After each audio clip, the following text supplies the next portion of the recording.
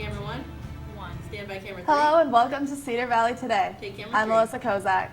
Stand by VO. Warburg College is DDR. developing a new program for students who wish to get away from campus for a semester. Take DDR one. The Urban Studies program, which is scheduled to start this fall, would allow students to live in Des Moines for a semester. CG They would take 2 credits for an internship and complete 2 courses as an arranged study with a faculty member. Maya Weatherall is here to take a look at phone scams. Maya? Thanks, Alyssa. Tax season is back, and the IRS phone scams are higher than usual.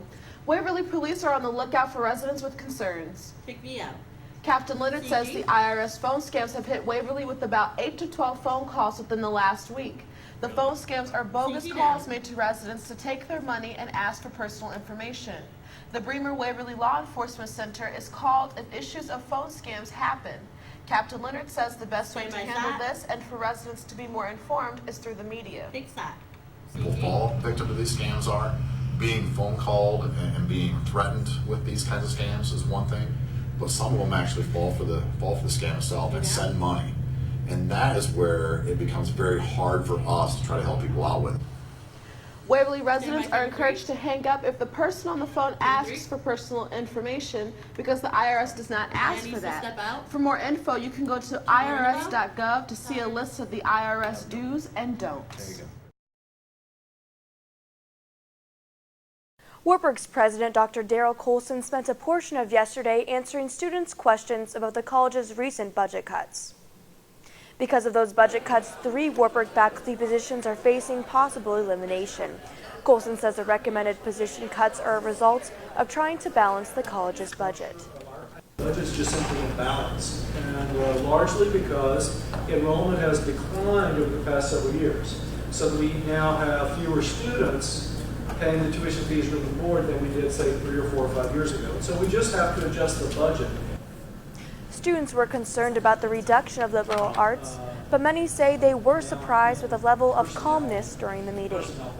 I think everybody was kind of they were kind of anticipating some hostility and resentment from the student body, so it was really nice to kind of see that that was not the case at all and that they were really quite civil.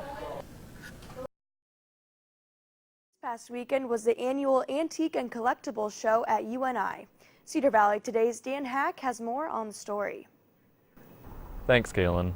Behind me is the UNI Dome, and inside there are over 200 antique and collectible dealers, where they buy, trade, and sell their merchandise. This is found every year at the UNI Antiques and Collectibles Show. Let's go check it out.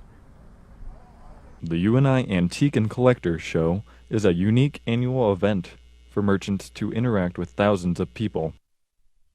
For some merchants, they have been in attendance for over a decade. What might keep attracting these people? I asked one dealer for her answer. Meeting the people, the clientele, being able to display my jewelry and do my business. I have a lot of really good, faithful customers that come and see me every year, and sometimes this is the only time I ever get to see them throughout the year. With over 200 dealers attending the show, one can imagine that things can get complicated. That's why each vendor is given a number to set up their display. The next show will happen again on March 18th to the 20th next year. Reporting for Cedar Valley Today, this is Dan Haack. Back to you. Seen Christmas lights on houses, but no lights shine quite like these do. John Weichman is the founder of Waverly Lights, and for the past few years has transformed his house into a light display. Waverly residents will pull over on the side of the road to listen to the music and watch the lights. Weichman said the idea came from a viral video he watched on Thanksgiving Day in 2007. We had seen LOR, and that's what this is, and we saw this amazing show, and I told Zach and Kendra at Christmas time that we were going to do that this next year. Donations for St. Jude Christian's Hospital are being taken at the house. Within 5 years of having the light display, Weichman said they will reach over $10,000. If you want to see the show yourself, visit Eliason Avenue in Waverly after sunset. The break. Martin Brothers builds $1 million wall for their new warehouse. The warehouse will be used as extra storage for food. The wall is necessary for the large expansion. The 2,000 feet long wall is anchored into surrounding dirt by rods. Joey Rain says the wall will allow for an easier expansion. It basically allows the site to expand to the property line so that the additions can happen and all the paving.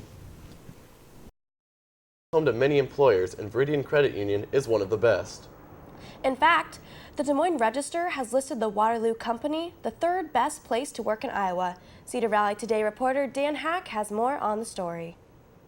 Veridian Credit Union has always had its headquarters in the Cedar Valley. Now it is considered to be the largest credit union in Iowa. Veridian Credit Union has something special that employees recognize. If employees do leave, oftentimes they'll come back and they'll say, it's just different here. You know, I just feel welcome. I feel like I'm heard. How special is this place? I asked a handful of employees to give their thoughts. I love working at Veridian Credit Union. I love working with the people. I love helping the members. I have been at the credit union for 28 years, and my family was born and raised here. Veridian Credit Union has been awesome to me. Our benefits are wonderful, my pay is good, and if it hadn't been for Veridian, I wouldn't be where I am today. Working for Veridian Credit Union is like working with my family. It is so much fun to come to work every day and see the people that I enjoy spending time with. Reporting for Cedar Valley Today, I'm Dan Haack.